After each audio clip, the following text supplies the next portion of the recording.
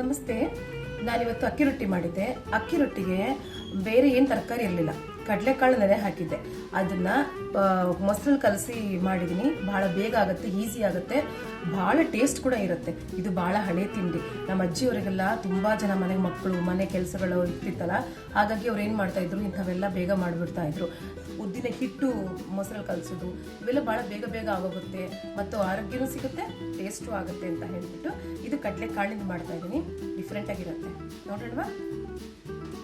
ಮೊದಲು ಕಡಲೆಕಾಳನ್ನ ನಾನು ಹಿಂದಿನ ರಾತ್ರಿ ನೆನೆ ಹಾಕ್ಕೊಂಡ್ಬಿಟ್ಟಿದ್ದೆ. ಬೆಳಗ್ಗೆ ಎದ್ದು ಅದನ್ನು ಸ್ವಲ್ಪ ಉಪ್ಪು ಹಾಕಿ ಅದನ್ನು ಚೆನ್ನಾಗಿ ಬೇಯಿಸ್ಕೊಂಡ್ಬಿಟ್ಟು ಆಮೇಲೆ ಒಂದು ಬಟ್ಲಲ್ಲಿ ಮೊಸರು ತೊಗೊಂಡಿದ್ದೀನಿ.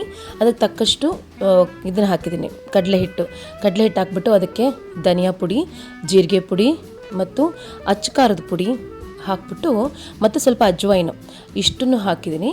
ಹಾಕ್ಬಿಟ್ಟು ಚೆನ್ನಾಗಿ ಅದನ್ನು ಕಲಸಿ ಪಕ್ಕಕ್ಕೆ ಇಟ್ಕೊಂಡ್ಬಿಡ್ಬೇಕು. ಇದು ಮೊಸರಲ್ಲೇ ಕಲಿಸಿದ್ರೇ ಚೆನ್ನಾಗಿರುತ್ತೆ, ಯಾಕೆಂದರೆ ಹಿಟ್ಟಲ್ಲಿ ನಾವು ಒಗ್ಗರಣೆಲ್ಲಿ ಹಾಕಿದ್ರೆ ಮತ್ತು ಉಂಡೆ ಆಗುತ್ತೆ. ಅದ ಕಾರಣ ನಾವು ಮೊಸರಲ್ಲೇ ಕಲಸಿ ಇಟ್ಕೊಂಡ್ಬಿಡ್ಬೇಕು ಇದನ್ನು, ಈ ಹಿಟ್ಟನ್ನೆಲ್ಲ.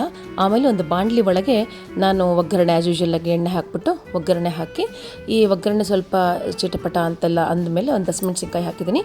ಆಮೇಲೆ ಟೊಮೊಟೊ ಹೆಚ್ಚು ಹಾಕಿದ್ದೀನಿ. ಆಮೇಲೆ ಹಸಿ ಕೊಬ್ಬರಿ ಇದ್ರೇ ಇದಕ್ಕೆ ತುಂಬ ರುಚಿಯಾಗಿರುತ್ತೆ. ಅದಕ್ಕೆ ಸ್ವಲ್ಪ ಹಸಿ ಕೊಬ್ಬರಿ ಕೂಡ ಹಾಕ್ಕೊಂಡಿದ್ದೀನಿ ತುರ್ಕೊಂಡು. ಅದನ್ನು ಹಾಕ್ಕೊಂಡ್ಬಿಟ್ಟು ಅದು ಸ್ವಲ್ಪ ಅದು ಹಸಿ ವಾಸನೆ ಹೋಗೋ ತನಕ ಹಾಕಿ ಚೂರು ನೀರು ಹಾಕ್ಬಿಟ್ಟು ಅದನ್ನು ಸ್ವಲ್ಪ ಮರಳಿಸ್ಲಿಕ್ಕೆ ಇಡಬೇಕು. ಅದು ಸ್ವಲ್ಪ ಬೆಂದಿದೆ ಅಂತ ಅಂದಾಗ ಇದಕ್ಕೆ ಬೇರೆ ತರಕಾರಿನೂ ಹಾಕ್ಕೋಬೋದು, ಬಟ್ ನಾನು ಇಷ್ಟು ಮಾತ್ರ ಸಿಂಪಲಾಗಿ ಮಾಡಿದ್ದೆ ಎಮರ್ಜೆನ್ಸಿಗೆ ಅಂತಂದಾಗ. ಆಮೇಲೆ ಬೇಯಿಸಿದ ಕಡಲೆಕಾಳನ್ನ ಹಾಕಿ ಇದು ಬೆಂದ ಮೇಲೆ, ಟೊಮೊಟೊ ಸ್ವಲ್ಪ ಬೆಂದ ಮೇಲೆ ಕಡಲೆಕಾಳನ್ನು ಹಾಕ್ಬಿಟ್ಟು ಆಮೇಲೆ ಅದನ್ನು ಸ್ವಲ್ಪ ಫ್ರೈ ಥರ ಮಾಡಿ ನಾವು ಕಲಿಸ್ಕೊಂಡಿರ್ತೀವಲ್ಲ ಮಜ್ಜಿಗೆದು, ಆ ಮಜ್ಜಿಗೆದು ಕೂಡ ಕಡಲೆ ಹಿಟ್ಟಿನ ಜೊತೆಗೆ ಹಾಕೋ ಮಜ್ಜಿಗೆದು ಮತ್ತು ಉಪ್ಪು ಹಾಕ್ಬಿಟ್ಟು ಮೀಡಿಯಮ್ ಫ್ಲೇಮಲ್ಲಿ ಇಡಬೇಕು.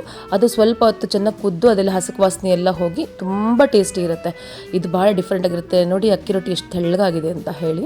ಸೊ ಅಕ್ಕಿ ರೊಟ್ಟಿಗೆ ಮಾಡಿದ್ದು ಕಾಂಬಿನೇಷನ್ನು ಅನ್ನಕ್ಕೆ ಕೂಡ ತುಂಬ ಚೆನ್ನಾಗಿರುತ್ತೆ. ಎಲ್ಲದಕ್ಕೂ ಬೇಗ ಆಗುತ್ತೆ, ಈಸಿ ಆಗುತ್ತೆ, ಡಿಫ್ರೆಂಟಾಗಿರುತ್ತೆ. ಟ್ರೈ ಮಾಡ್ತೀರಾ? Thank you.